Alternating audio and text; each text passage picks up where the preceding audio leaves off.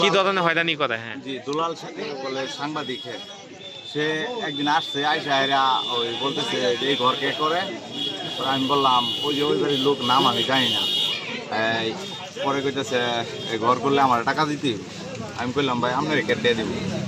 পরে কইতে আমার দিতে হইব, না হলে আমি ল্যান্ডার ডি করে ফোন দেবো, দেখা ঘর ভাঙাইলাম। পরে আমি কয়টা দিল ভাই? ও 2000। আমি বললাম আচ্ছা ঠিক আছে, আমি টাকাটা দেখি চেষ্টা করে লয়ে 1000 টাকা তার আমি দিলাম। আমার বললাম যে আর 1000 টাকা আপনি এক সপ্তাহ পরে এসে নিবেন। কাকে দিচ্ছেন এটা? ওই দুলাল যে সাংবাদিক বলতেছে।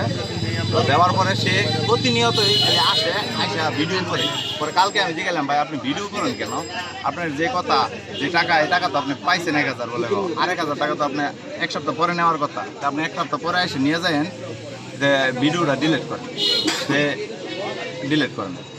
তো এক পর্যায়ে আমি এলাকার লোকজনকে বললাম যে এই অবস্থা। তো আজকে আবার আসছে সন্ধ্যার সময়, আসার পরে এই টাকা নিতে আসছে, দুলালে টাকা নিতে আসছে। পরে আপনার এই যে এলাকার জনগণে তারা আটকেছে। ওই যে প্রতিবাহিত যেটা বলতেছিল আপনার এরকম হয়রানি